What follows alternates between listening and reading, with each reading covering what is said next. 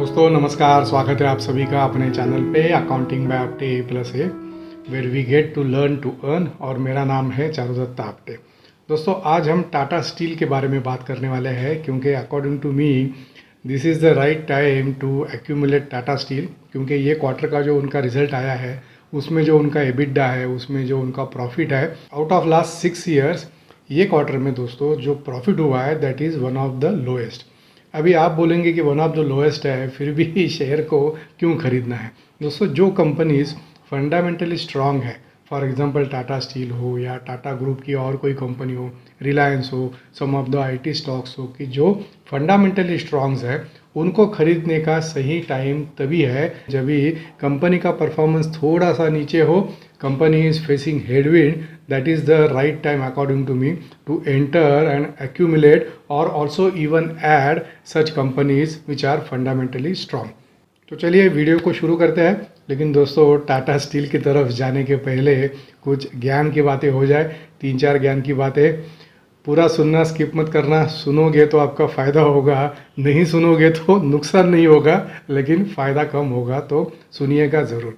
दोस्तों गिरते मार्केट में फंडामेंटली अच्छा स्टॉक चुनना थोड़ा सा इजी रहता है than identifying a stock in a bullish market, के जहाँ पे बुलिशनेस तो ऑलरेडी स्टॉक में आ चुका है लेकिन और कितना आगे वो बढ़ेगा ये बुलिश मार्केट में दोस्तों फाइंड आउट करना थोड़ा सा डिफिकल्ट रहता है। और बुलिश मार्केट में ही किसी स्टॉक में फंसने के, अगर फंडामेंटली स्ट्रॉन्ग स्टॉक है तो फंस नहीं सकते हैं, लॉन्ग टर्म में उसमें अपना प्राइस प्रॉफिट वापस आएगा। लेकिन अगर फंडामेंटली स्ट्रॉन्ग कोई शेयर नहीं है तो स्टॉक मार्केट में फंसने के जो ज़्यादा चांसेस है दोस्तों वो जब भी मार्केट बुलिश रहता है तभी ज़्यादा रहता है। इसीलिए दोस्तों बुलिश मार्केट में स्टॉक, अच्छा स्टॉक चुनने में कि जो आगे जाके अच्छा और करेगा, वो चुनने में थोड़ा टाइम लगता है। इसीलिए हम थोड़े दिन के बाद अभी मिल रहे हैं। शायद मेरा पिछला वीडियो 10-12 दिन पहले आया था, उसके बाद आज मेरा ये टाटा स्टील के ऊपर वीडियो आ रहा है। दूसरी चीज़ दोस्तों ये है कि स्टॉक मार्केट जो है वो मेरे हिसाब से, and this I have learned a very hard way, stock market जो है पर्टिकुलरली जो इन्वेस्टर है उनके लिए स्टॉक मार्केट रोज़ रोज़ करने की चीज़ नहीं है। अगर समझो महीने में 20 दिन स्टॉक मार्केट चलता है, अगर कोई 20 दिन स्टॉक मार्केट में कोई ना कोई अगर ट्रेड करेगा, समझो अपना नसीब अच्छा है। फिर भी दोस्तों जो प्रॉफिट का स्ट्राइक रेट होता है वो अगर रोज़ हम लोग ट्रेड करेंगे तो 50% के आसपास होता है। तो आउट ऑफ 20 डेज 10 दिन प्रॉफिट होगा, 10 दिन लॉस होगा, तो at the end of the month अपना 0-0 या थोड़ा सा प्रॉफिट या थोड़ा सा लॉस होगा। उससे दोस्तों अच्छा है कि स्टॉक मार्केट में आज अगर कोई हम लोग ट्रेड लेते हैं इन्वेस्टमेंट के लिए तो 10-15 दिन रुके, उसके बाद में दूसरा ट्रेड ले। तो मेरे हिसाब से दोस्तों 2 ट्रेड में कम से कम 10 से 15 दिन का गैप होना चाहिए। भले आपको कोई स्टॉक बेचना हो, भले आपको कोई स्टॉक खरीदना हो, उसमें कम से कम 10 से 15 दिन का गैप होना चाहिए अकॉर्डिंग टू मी। अगर दोस्तों ये आदत अगर हम लोग डाल लेंगे तो बाइंग के टाइम भी दोस्तों अपना बाइंग का एवरेज नीचे होगा और बेचने के टाइम अपना सेलिंग का जो एवरेज है वो ज़्यादा होगा। और दोस्तों तीसरी ज्ञान की बात और आखिरी, मार्केट जब भी बुलिश रहता है तभी प्रॉफिट बुक करना इज़ वेरी इंपॉर्टेंट। तो अगर हम लोग 100 रुपये का कोई स्टॉक बेचते हैं तो उसके सामने 50 रुपये का खरीदना है। मतलब बुलिश मार्केट में कंटिन्यूस बेसिस पे खरीदना नहीं है, थोड़ा बेचना है, उसके सामने थोड़ा खरीदना है। मेरे हिसाब से आइडल वुड भी, अगर 100 का बेचा तो 50 का खरीदो, 50 वापस अपने हाथ में आइडल लिक्विड कैश रखो।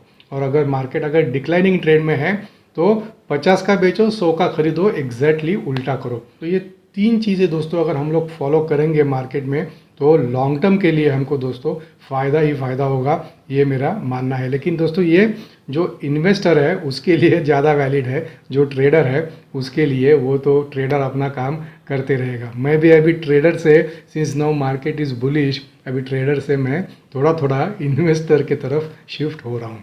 तो चलिए ज्ञान की बातें बहुत हो गई, अभी टाटा स्टील की तरफ आते हैं। दोस्तों टाटा स्टील ही क्यों?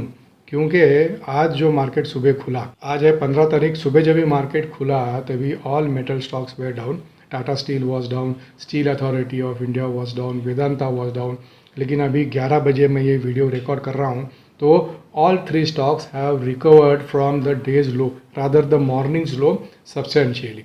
इसका मतलब मेटल्स में दोस्तों आगे जाके बुलिश ट्रेंड आ सकता है, ये मेरा मानना है। अभी उसमें से टाटा स्टील ही क्यों, तो जैसे मैंने स्टार्टिंग में बोला कि फंडामेंटली स्ट्रॉन्ग शेयर को तभी बाय करना चाहिए या ऐड करना चाहिए या एवरेज करना चाहिए जब भी कंपनी थोड़ी प्रॉब्लम में हो या if company is facing a headwind.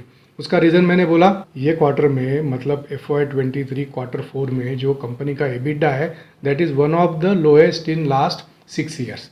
अभी एबिटा कम हुआ इसका मतलब कंपनी का परफॉर्मेंस ठीक नहीं है क्या? ऐसा दोस्तों नहीं है, क्योंकि कंपनी का परफॉर्मेंस, अच्छे कंपनी का performance over a long period हमको देखना चाहिए। तो ये जो ड्रॉप इन एबिटा है दोस्तों, ये mainly it has come from Europe. Europe में जो उनका प्राइस रियलाइजेशन है due to inflationary conditions there, वहाँ के बैंक्स ने जो कंटिन्यूसली इंटरेस्ट रेट में हाइक किया है उसके वजह से दोस्तों वहाँ का जो प्राइस रियलाइजेशन है उसके वजह से उनका जो ये क्वार्टर का एबिटा है उसमें डेंट आया है, उसमें कमी आई है। लेकिन दोस्तों जो टाटा स्टील का इंडिया का परफॉर्मेंस है that has been excellent, substantially higher performance जो उनका इंडिया का ऑपरेशंस है उसमें है। प्राइस रियलाइजेशन भी अच्छा हुआ है और उनका जो डिलीवरीज है दोज डिलीवरीज इंडियन मार्केट में those also have increase substantially, almost 11% का डिलीवरीज में इंडियन मार्केट में उनका इंक्रीज है। ऑन टॉप ऑफ दैट दोस्तों raw material cost, mainly cooking coal जो है दैट उसका जो कॉस्ट है that is on a decline. On top of that cost efficiencies भी क्वार्टर 4 में उनके अच्छे आए हैं। तो इन स्पाइट ऑफ दोस्तों जो उनका यूरोप में प्राइस रियलाइजेशन में जो सब्सटेंशियल डेंट आया है because of this reason, cooking coal का प्राइस रियलाइजेशन इंडियन मार्केट का और कॉस्ट एफिशिएंसीज, उसके वजह से दोस्तों उनका जो परफॉर्मेंस हुआ है ओवरऑल जितना ख़राब होना चाहिए था उससे बहुत अच्छा हुआ, ये मेरा मानना है। अभी दोस्तों stock market is always futuristic, future में क्या होने वाला है ये स्टॉक मार्केट देखता है। ये रिजल्ट तो आ गया, इसके वजह से दोस्तों टाटा स्टील का जो प्राइस है वो 115-120 के आसपास था, वो 105-106 तक नीचे आया। आज भी सुबह ओपन हुआ 106 के भी नीचे चला गया, लेकिन अभी 11 सवा 11 बजे 107 के ऊपर प्राइस उसका ट्रेड हो रहा है। अभी दोस्तों आगे जाके टाटा स्टील को क्यों बाय करना है और उसको कम से कम 1, 2 या 3 साल तक होल्ड क्यों करना है उसका रीज़न मैं आपके साथ शेयर करता हूँ। दोस्तों एज पर टाटा स्टील ने जो इन्वेस्टर प्रेजेंटेशन दिया है क्वार्टर 4 के रिजल्ट के साथ, उसमें उन्होंने उनका जो प्रोडक्शन है वो production over a period of next 7 years दोस्तों डबल करने की बात की है। अभी है 21 मिलियन टन पर एनम, मतलब साल का 21 मिलियन टन उनका प्रोडक्शन है। That they are planning to increase to 40 million ton per annum, मतलब ऑलमोस्ट डबल होगा 7 साल में।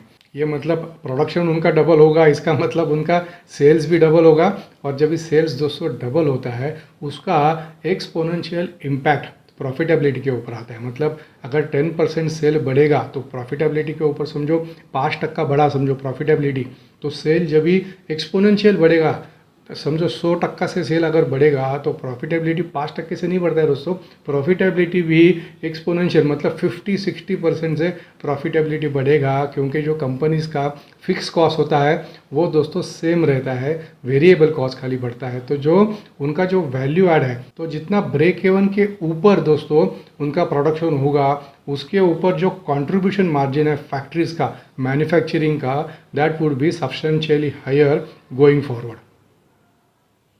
दूसरा चीज़ है दोस्तों raw material cost, it is on a continuous declining trend और आगे के 1-2 साल तक मुझे लगता है कि ये ट्रेंड कंटिन्यू रहेगा, उसका पॉजिटिव इफेक्ट टाटा स्टील के प्रॉफिटेबिलिटी में आएगा। On top of that India का performance is continuously increasing, operating cost efficiencies are building इन।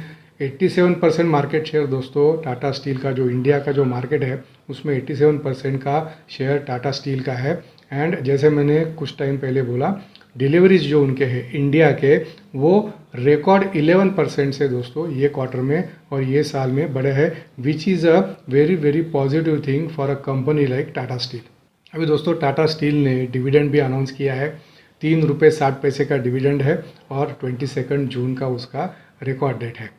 अभी दोस्तों आप बोलोगे कि 3 रुपया इज़ वेरी निग्लिजिबल डिविडेंड, लेकिन दोस्तों मैं आपको टाटा मोटर्स का एग्जांपल देता हूँ। ये जो अच्छे अच्छे कंपनीज होते हैं ना दोस्तों, जो 4-5 साल के बाद डिविडेंड डिक्लेयर करते हैं, वो डिविडेंड का दोस्तों बहुत ही बड़ा और अच्छा पॉजिटिव ट्रिगर शेयर मार्केट में वो कंपनी के स्टॉक प्राइस में आता है।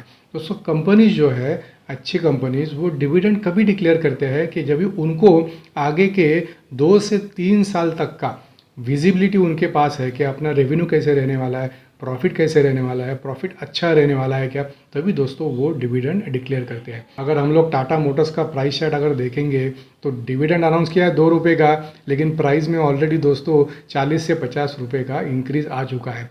दोस्तों ये dividend declaration is apart from the amount कितना कंपनी डिविडेंड पे करती है, उससे ज़्यादा स्टॉक मार्केट के लिए ये सिग्नल है कि आगे जाके कंपनी मैनेजमेंट, कंपनी का परफॉर्मेंस अच्छा होगा, इसके बारे में कॉन्फिडेंट है। और ये जो सिंबॉलिक डिविडेंड है दोस्तों, that is very important to analyse and to guess के आगे जाके कंपनी का परफॉर्मेंस कैसे होने वाला है। दोस्तों मैं आपको एक डे टू डे अपनी लाइफ का एग्जांपल बताता हूँ। समझो 6 महीने बाद हमको कोई अगर बड़ा खर्चा करना है, अगर या समझो अभी भी कुछ खर्चा करना है, तो हम लोग पहले क्या देखते हैं कि मेरा आगे जाके इनकम कितना रहने वाला है, and then whether I can afford this huge expense और this big expense as of now. अगर आगे जाके मुझे अगर मेरा इनकम का विजिबिलिटी है, then I agree and I do a certain expense as of now. अगर मुझे इनकम का मेरे डे टू डे लाइफ में अगर विजिबिलिटी नहीं है, then I would be little dicey, I would be little reluctant to do the expense. वैसे ही दोस्तों कंपनीज का है, जब तक उनको फ्यूचर का 3 4 5 साल का विजिबिलिटी प्रॉफिटेबिलिटी का नहीं है, तब तक वो डिविडेंड डिक्लेयर नहीं करते हैं। तो दोस्तों टाटा मोटर्स ने डिविडेंड इसीलिए डिक्लेयर किया क्योंकि उनको अभी आगे का 2 3 4 5 साल का विजिबिलिटी है। Same thing is with Tata steel. इसीलिए दोस्तों टाटा स्टील का भी जो डिविडेंड है 3 रुपये 60 पैसे का, I consider that as a symbolic. और वो जो डिविडेंड है दोस्तों वो प्रॉफिट का 54% है। इसका मतलब आगे जाके मतलब 2030 में जब भी कंपनी बात कर रही है कि उनका रेवेन्यू डबल होगा, और मैंने प्रॉफिट की भी बात की कि प्रॉफिट कितना एक्सपोनेंशियल बढ़ेगा, तो ये जो डिविडेंड कंपोनेंट है दोस्तों वो भी कितना एक्सपोनेंशियल बढ़ेगा आगे जाके। और ये डिविडेंड यील्ड जो है वो एज ऑफ नाउ जो 3 and 3.5% के आसपास है, वो आगे जाके सब्सटेंशियल बढ़ेगा, ये मेरा मानना है। तीसरी चीज़ दोस्तों, उनका जो रिटर्न ऑन एम्प्लॉयड कैपिटल है, वो उनका जो अभी टारगेट है आगे के 2 3 साल में, वो 15% के आसपास दोस्तों रिटर्न ऑन इन्वेस्टेड कैपिटल है। और इंटरेस्ट का जो कवरेज है, मतलब जो उनको प्रॉफिट कमाना है, दैट इंटरेस्ट कवरेज का टारगेट उनका 4 टाइम्स द इंटरेस्ट कॉस्ट है। आगे जाके समझो दोस्तों, मतलब 25 रुपये का अगर इंटरेस्ट कॉस्ट है तो कंपनी का टारगेट है कम से कम 100 रुपया मुनाफा कमाना। और जो अभी का जो कंपनी का पोजीशन है, ये क्वार्टर का रिजल्ट दोस्तों छोड़ दो, ये क्वार्टर का रिजल्ट मेरे हिसाब से is a aberration, is a exception because of problems in Europe. Europe के प्रॉब्लम्स खत्म होने वाले हैं क्या? आगे के 1 2 क्वार्टर 3 क्वार्टर तक चल सकते हैं, लेकिन दोस्तों शेयर खरीदना है आगे के 2 से 3 साल के लिए, एक्यूमुलेट करना है, खरीदना नहीं है। चौथी चीज़ है दोस्तों, ये क्वार्टर में कंपनी का जो डेट है वो 3,900 करोड़ से कम हुआ है। अभी एज्यूम करो 3,900 करोड़, कम से कम 10% का इंटरेस्ट, मतलब 390 करोड़ का उनका आगे के साल के लिए दोस्तों कम से कम इंटरेस्ट कॉस्ट बच गया।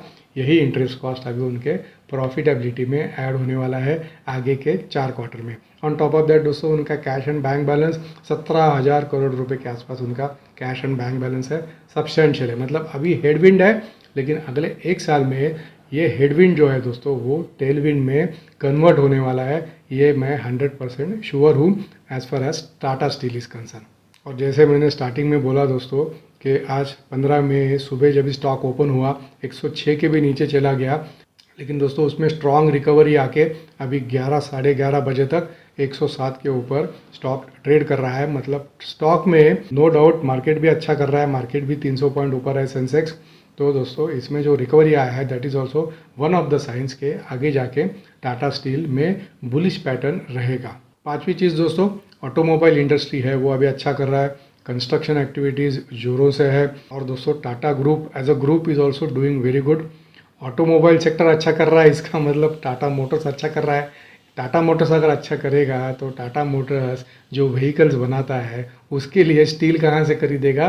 टाटा स्टील के पास से खरीदेगा। तो अगर टाटा मोटर्स अच्छा करेगा, नो डाउट इनवेरेबली उसका फ़ायदा टाटा स्टील को भी होगा। तो दोस्तों कंक्लूजन में, अगर टाटा स्टील में किसी को अगर एंट्री लेना है तो एज ऑफ नाउ का जो भाव है 107 का, उसमें एंट्री ले सकते हैं। हो सकता है कि जब भी एक्स डिविडेंड डेट आएगा, जब भी एक्स डिविडेंड में 3 रुपये 60 पैसे का डिविडेंड है तो 2 से 2.5 रुपये का इम्पैक्ट प्राइस में आएगा। प्राइस थोड़ा नीचे जाएगा, समझो तभी 110 तक का ही भाव रहा तो वापस 107 108 का भाव आएगा, वापस थोड़ा खरीदो। उसके बाद में दोस्तों अगर समझो मार्केट में प्रॉफिट बुकिंग आया, टाटा स्टील का भाव अगर 100-102 रुपये के आसपास आया, वापस खरीदो। टाटा स्टील जैसे कंपनी में मेरे हिसाब से स्टॉप लॉस लगाने का ज़रूरत नहीं है। अगर किसी के पास ऑलरेडी समझो थोड़े ऊपर के भाव का है, 125 का है या 130 का है, वो लोग भी दोस्तों इसको थोड़ा एवरेज कर सकते हैं। लेकिन जैसे मैंने बोला, 2 ट्रेड के बीच में कम से कम 10 से 15 दिन का गैप रखिए। मुझे ऐसा लगता है दोस्तों कि टाटा स्टील में 2 साल में 140 या 140 प्लस इतना भाव वापस आ सकता है। मतलब जो आज का रेट है अभी का 11:30 बजे का, 15 तारीख का, 15 मई 2023 का, उसके ऊपर ऑलमोस्ट 30-35% का रिटर्न होता है। ऑन टॉप ऑफ दैट दोस्तों 2 साल में 7 to 8% का डिविडेंड यील्ड भी इसमें हमको मिलेगा, अगर कोई 2 साल के लिए उसको अपने पास अपने डीमैट अकाउंट में अगर रखता है तो। इसका मतलब दोस्तों ओवरऑल 35 to 40% का गेन इसमें 1 से 2 साल तक आगे के पॉसिबल है। लेकिन दोस्तों जैसे मैं हमेशा बोलता हूँ, पैसा आपका है तो बाय करना है नहीं करना है डिसीजन आपको लेना है, क्योंकि प्रॉफिट हो लॉस हो दोनों आपका है। लेकिन मेरा पर्पज़ यही है वीडियो का कि अच्छा शेयर सही टाइम पे, क्योंकि दोस्तों मार्केट में मेरा ये हमेशा कहना रहता है कि मार्केट में पैसा तभी बनता है जब भी हमको कौन सा शेयर कभी बाय करना है और कौन सा शेयर कभी बेचना है, इसका नॉलेज अगर हमको आएगा ना दोस्तों, तो मार्केट में सबसे ज़्यादा पैसा तभी बनता है। तो according to me this is the right time to buy and to accumulate and to average Tata steel. लेकिन मेरा वीडियो सिर्फ आप नॉलेज पॉइंट ऑफ व्यू से देखिए, आपका डिसीजन आपको खुद को लेना है। सो thank you very much for your time. मैं आशा करता हूँ वीडियो आपको पसंद आया रहेगा। वीडियो अगर पसंद आया है तो वीडियो को लाइक कीजिए। अगर आपने चैनल को अभी तक सब्सक्राइब नहीं किया है तो accounting by Apte A+A where we get to learn to earn, इसको तुरंत सब्सक्राइब कीजिएगा। और आप में से अगर किसी को मुझे कुछ क्वेश्चन पूछना है, समझो यूट्यूब पे कमेंट करके नहीं पूछना है, क्योंकि यूट्यूब पे कमेंट करोगे सबको दिखाई देता है, तो आप मुझे इंस्टाग्राम पे भी, ये मेरा इंस्टाग्राम का आईडी है, उसमें 1-to-1 क्वेश्चन आप पूछ सकते हो, उसका आंसर आपको तुरंत वहाँ पे मिलेगा। So thank you very much for your time. See you in next video.